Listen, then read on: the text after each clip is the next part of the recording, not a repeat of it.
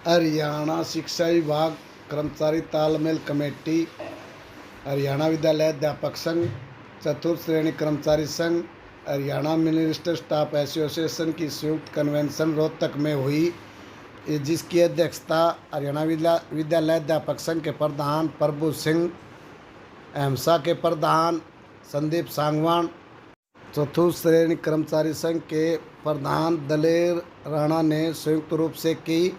देखिए कर्मचारी भवन रोहतक में बैठक करते हुए, जिसमें मुख्य रूप से 12 मई को पंचकुला में प्रदर्शन व 20 मई की राष्ट्रव्यापी हड़ताल में बढ़ चढ़कर भाग लेने का आह्वान किया। मास्टर सत्यपाल शिवाच ने हमारे ऊपर नव उदारीकरण नीतियों का कैसे प्रभाव पड़ता है, इस पर विस्तार से चर्चा की। शिक्षा विभाग का जो ढांचा है स्कूलिंग, उसके बाद डीओ के दफ्तर, डीओ में वहां 492 का कर्मचारी भी काम करता है, कलेक्टर का कर्मचारी भी काम करता है। डीओ में डीडब्ल्यू और स्कूलों में हमारी सभी कैटेगरी, और विशेषकर शिक्षा विभाग में अगर हम क्लरिकल की बात करें, 50% क्लर्क से लेकर के सुप्रीटेंडेंट तक जो कर्मचारी काम करते हैं वो एक्स ग्रेशिया में लगे हुए हैं, सरकारी स्कूल से पढ़े हुए अध्यापक के बच्चे। हम ये चाहते हैं कि हमारा आपसी तालमेल बढ़े, तो हम विभाग के ऊपर एक दबाव बनाने में हमारे को सफलता मिलेगी। साथी लोग चर्चा कर रहे थे हम कि आज की कन्वेंशन के जो मुख्य वक्ता बहुत ही शिक्षाविद, सर्व कर्मचारी संघ हरियाणा के पूर्व वासी साथी सत्यपाल शिवाच जी अपने पहुंचे हैं। इनका भी हम हरियाणा शिक्षा विभाग कर्मचारी तालमेल कमेटी की तरफ से इनका अभिनंदन करते हैं, स्वागत करते हैं। तो साथियों, जो कार्यक्रम आज की कन्वेंशन के बाद का हमारी जो समझ बनी कि 12 मई को स्कूलों की छुट्टी है और डायरेक्टर दफ्तर की छुट्टी नहीं, इसलिए हम सांझी मांगों को लेके 12 मई को डायरेक्टर दफ्तर पे हमारा 1 दिवसीय पड़ाव लगना चाहिए। प्रभु सिंह जी ने भी और संदीप सांगवान जी ने भी बताया दिया गया। हमने तालमेल क्यों करना पड़ा, क्योंकि मान मुद्दे सबके मिले जुले से हैं कि संगठना से, इसलिए हम बार बार अलग अलग अपनी अपनी लड़ाई लड़ रहे थे, चाहे वो एमसा हो, चाहे अध्यापक संघ हो, चाहे क्लास 4 हो। तो साथियों, सुनवाई कुछ हो नहीं रही, कुछ लिखट में नहीं आया, तो इसलिए हमने पीछे 29 और 30 मार्च को एक मीटिंग कर देना, तालमेल कर देना, जो अपना एक फैसला लें, ताकि फैसला लेकर हरापापुन को बड़ा आंदोलन छेड़े, ताकि कुछ न कुछ कर्मचारियों के मांग मुद्दे निकल कर है।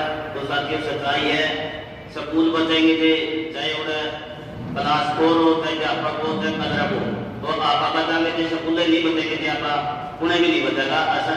सरकार की मंशा पूरी तरह से स्कूलों की बंद कर दी है, क्योंकि आपने देखा भी 5 स्कूल मर्ज करे हैं, उसमें बताया गया संदीप जी, स्कूल मर्ज हुए यानी तो उसमें अध्यापक की तो समयावधि तो हो जाएगी, पर दूसरा स्कूल में चला जाएगा।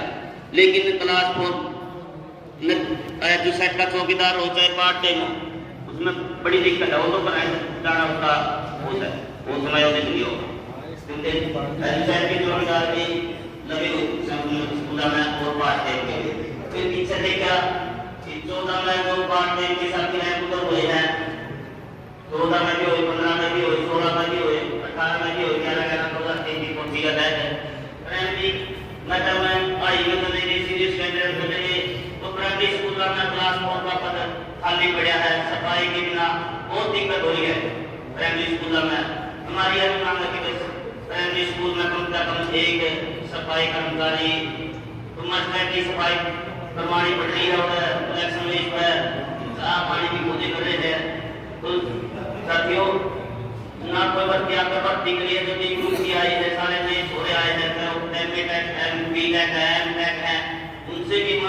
नाम है बिलासपुर का काम करते हैं। नारा लगा रहे थे, आवाज दो कम एक। या पूरी दुनिया में ये नारा, इसको लेके अभी अगले हफ्ते सब लोग मई दिवस मनाएंगे, दुनिया भर के मेहनत कशों की हर जोर जुल्म की टक्कर में, कभी हम बोलते हैं हड़ताल हमारा नारा है, कभी बोलते हैं संघर्ष हमारा। ये नारे नहीं है, ये उत्पीड़ित जनता की, मेहनत पर जनता की, मजदूर कर्मचारी किसान की आवाज है। ये आवाज एकता में बदले, ये प्रयत्न हम अपने अपने दायरे में करते हैं। हमारा दायरा क्या, जिसके लिए आपने ये आसंदा कन्वेंशन रखी कि शिक्षा विभाग हरियाणा में जितने भी कर्मचारी काम करते हैं, चाहे वो संस्थाओं के मुखिया हो, चाहे वो शिक्षक हो, चाहे वो नॉन टीचिंग का स्टाफ हो, क्लरिकल स्टाफ हो, हमारे दफ्तरों में बैठे सहायक सुपरिंटेंडेंट स्टेनो हो, या चतुर्थ श्रेणी कर्मचारी हो, चाहे वहां पे काम करने वाले अलग अलग नाम से अलग अलग सेवा शर्तों वाले क्राफ्ट टीचर हैं, एसक्यूएफ हैं, गेस्ट टीचर हैं, जितनी भी तरह के लोग वहां काम करते हैं, चाहे कुछ रोजगार निगम है, वो सब एक हो तो हमारा काम, अपने हिस्से का काम पूरा होता है। एक होने का अर्थ ये भी नहीं है कि सब लोग हमें चंदा दे दें, हम ये कह दें कि हाँ जी आपकी बात ठीक है, बल्कि एक ना केवल आवाज के साथ होना होता है, एक्शन में, लड़ाई में नहीं होना होता। ऐसा हम क्यों चाहते, इसको समझना मैं समझता हूं आज की कन्वेंशन के लिए महत्वपूर्ण विषय। दूसरा, ये आवाजें क्यों उठ रही है? केवल हरियाणा में नहीं उठ रही, केवल शिक्षा विभाग में भी नहीं उठ रही, पूरे देश में उठ रही है, सारे देशों में उठ रही है। सब जगह लड़ने वाले लोग चिल्ला रहे हैं। किसके खिलाफ चिल्ला रहे हैं?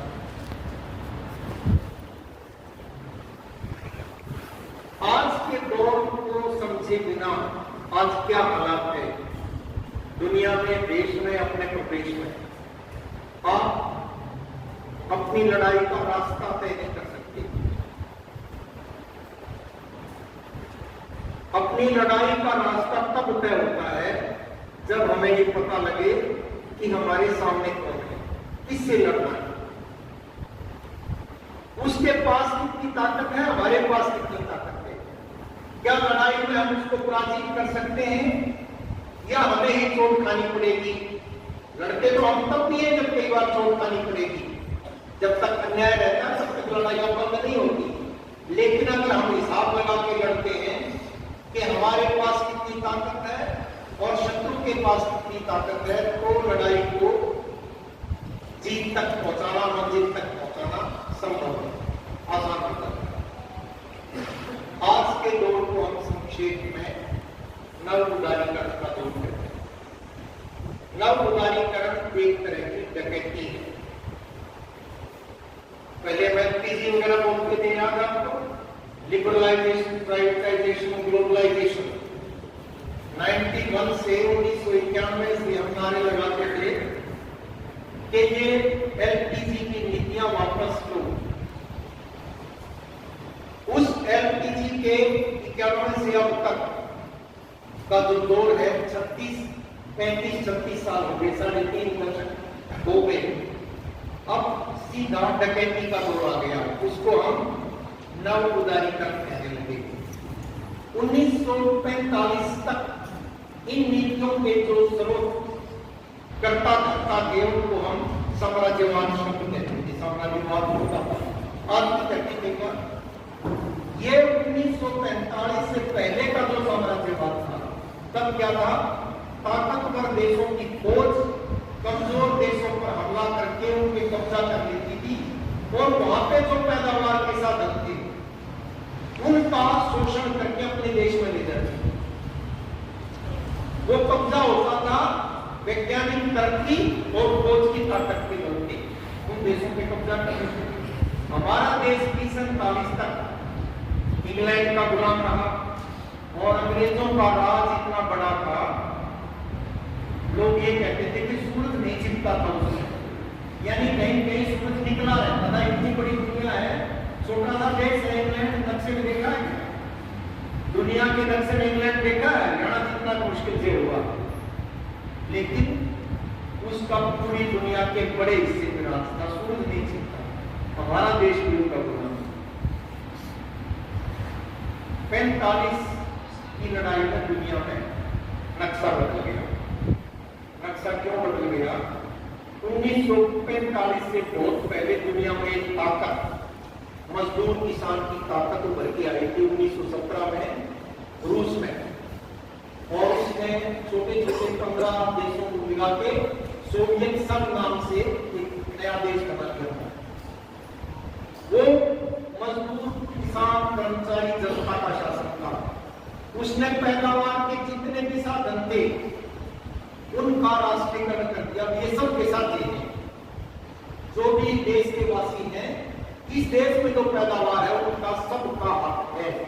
इसलिए सब बच्चों को पढ़ाना लिखाना, उनके स्वास्थ्य की देखभाल, सबको आवास देना और बुजुर्गों की सुरक्षा, ये राज्य का काम है, स्टेट पावर का काम है, सरकार का काम है। वो जब नया राज आया तो बड़े बड़े साम्राज्यवादी देश, उस टाइम पे अमेरिका दुनिया के नक्शे पे छाया हुआ नहीं था, जैसे आज अमेरिका को नंबर 1 कहते हैं, उस टाइम पे England, France, Germany, Italy, Spain, ये ज्यादा ताकतवर देश थे, ये छाए हुए थे। फिर सारे अमेरिका में धीरे धीरे बढ़ रहा था, क्योंकि अमेरिका की धरती की लड़ाई। तो तब एक अर्थशास्त्री हुए केन्स, अर्थशास्त्र के शिक्षक बैठे हैं, ज्यादा गहराई से उनको बता सकते हैं, लेकिन केन्स ने टिप्पणी की पूंजीवाद के सिस्टम के तहत एक कल्याणकारी राज्य, ये जो पेंशन सुविधा, ये पक्की नौकरियां, जनता को तरह तरह के कंसेशन, सब्सिडी, प्रोडक्शन बढ़ाने के लिए छूट देना, ये सब केंद्रीय थ्योरी जिन्होंने पढ़ी है उनको मालूम होगा, उसके जरिए आई थी। 45 तक आते आते ये परिस्थिति बन गई देश में कि देशभक्ति के आंदोलनों का इतना उभार हुआ, राष्ट्र मुक्ति आंदोलनों का, कि लगभग दुनिया के तमाम देशों से विदेश जिनका कब्जा था उनको लौटना पड़ा।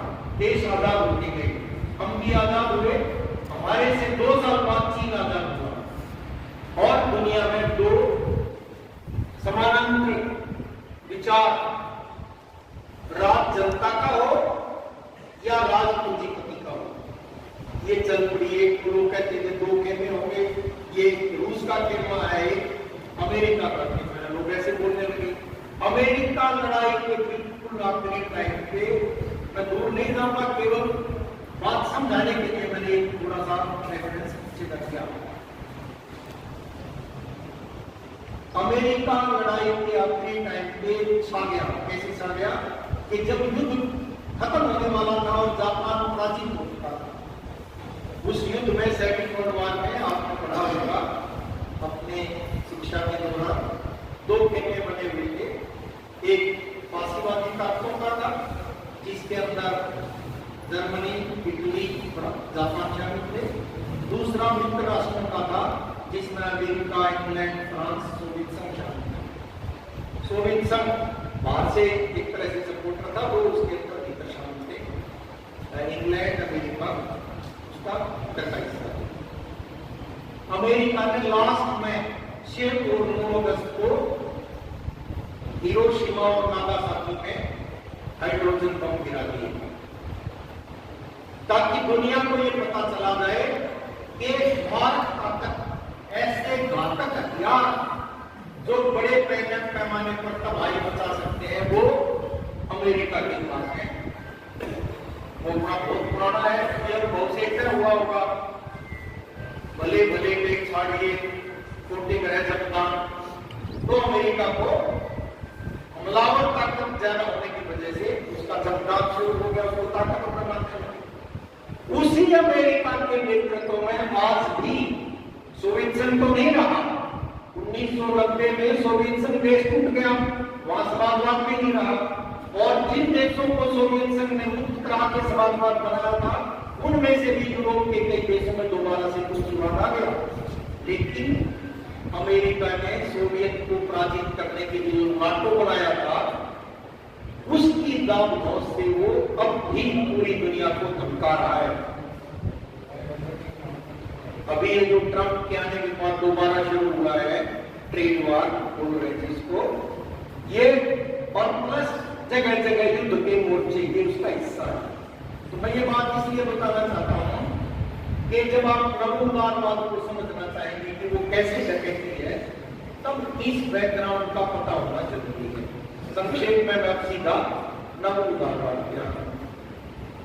हम टीचर्स और एजुकेशन डिपार्टमेंट के कर्मचारी बोलते हैं नेशनल एजुकेशन पॉलिसी 2020 रद्द करो और कॉमन स्कूल सिस्टम के माध्यम से एजुकेशन को फ्री करो।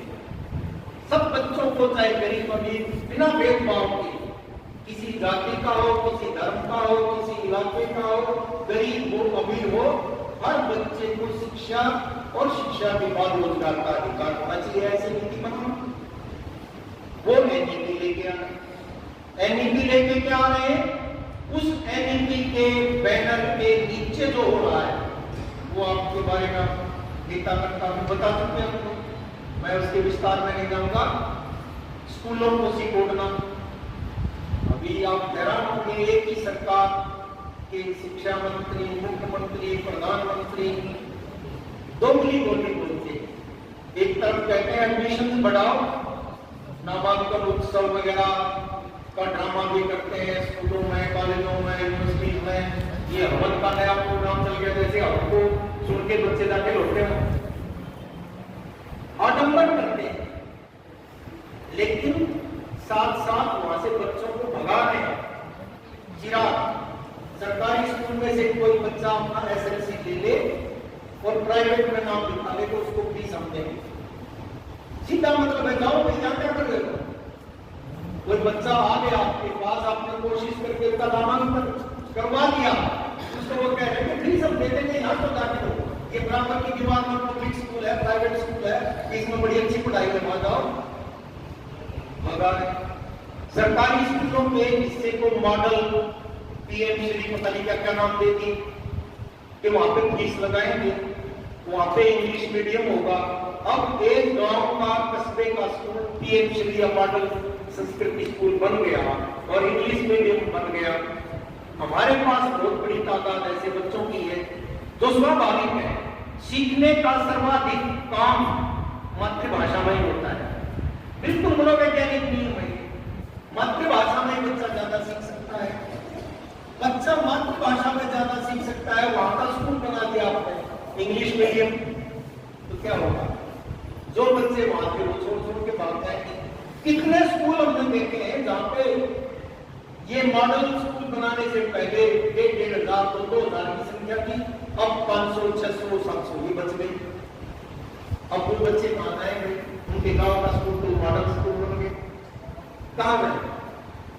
उनमें से कुछ चिराग का ऑप्शन में कोशिश करेंगे। ये तो चिंता सबकी है, हमारी भी है, हमारे बच्चे हैं, हम भी चाहते हैं ना उनको अच्छी शिक्षा मिले और ताकि वो पढ़ लिख के अपने पैरों पे खड़े हो जाए, कोई रोजगार प्राप्त कर ले। उनकी भी ये नेचुरल, ऐसा नहीं है कि लोगों को पता नहीं। हमारे साथ कई बार में देखे हैं लोगों में समझ नहीं है, इसलिए प्राइवेट में समझ नहीं है, समझ बहुत ज्यादा है। उनको लग ये रहा है कि वहां बच्चे का भविष्य संभलेगा या नहीं संभलेगा। टीचर्स भी अपने बालकों में जाए कभी किसी जगह लगता है। हमारे में से अधिकतर बच्चे बाहर हैं, हम वेल क्वालिफाइड हैं, अच्छी मेहनत करने का दावा भी करते हैं, लेकिन अपने बच्चे को कहीं और पढ़ा रहे हैं।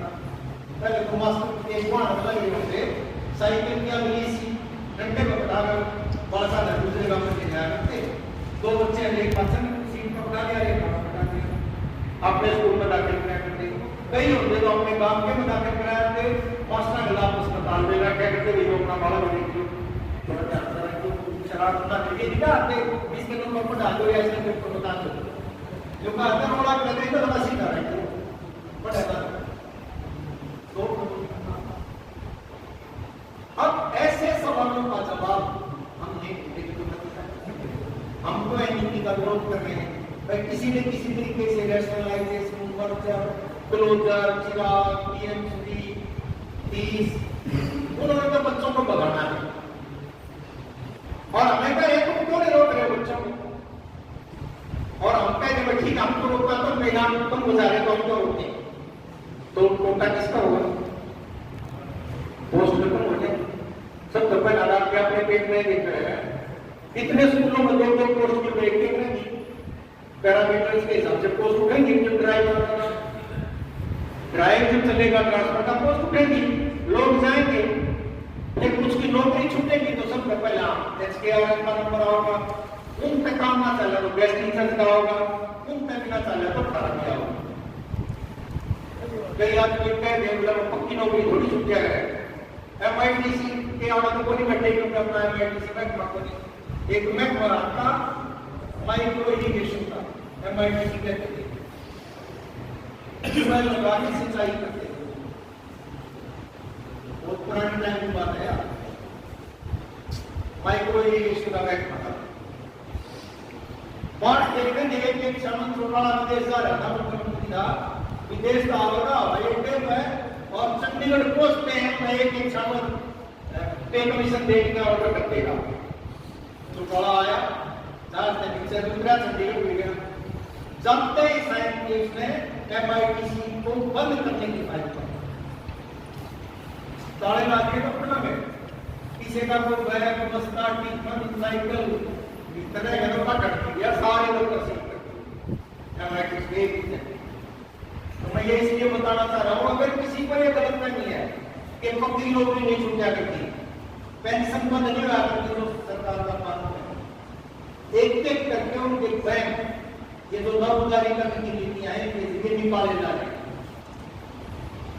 बंद कर दिए। फिर बहुत बड़ा अपन हमारी सुने नहीं थे, भाषण में थे, सर्वकर्मचारी में नहीं थे, फिर हमने बहुत ज्यादा कोशिश करके उनके लिए एक तरफा आंदोलन चलाया, भाषण को भी साथ दिया, तब जाके एमआईटीसी के कर्मचारी दूसरे बैंक में एडजस्ट करवाए, जगह खाली जगह देने पड़े पहलगांव की। फिर भाई ये तो आज जमा है, एक आदमी बड़ा भोला सा था, वो बोलने ना था, वह तेरा क्यों रहता बोलता है, बोला मंजू ना बोल रहा, अकी मजा वाले आपका यहाँ गोटा देख पाते देख कुछ नहीं, गोटा देख तो पार्टी देख ली, जात देख ली, दारू डब्बा देख लिया, सीधा दे देंगे। तो भाई ये यहाँ ये पीछे करो जाए, उसकी बात में बहुत बड़ा था। हमने मुख्य वक्ता जी ने हमारे को समझाया, भाई ये टीम का किरदार हमारे को समझा दिया, और भाई हमारे को लड़ने की प्रेरणा देगी। अब हमने देखना है इन विपरीत परिस्थितियों में इस ताकतवर के साथ रूबरू होना है, और जब हम एक होंगे तो बड़ी बड़ी ताकतें धराशायी होती देखी।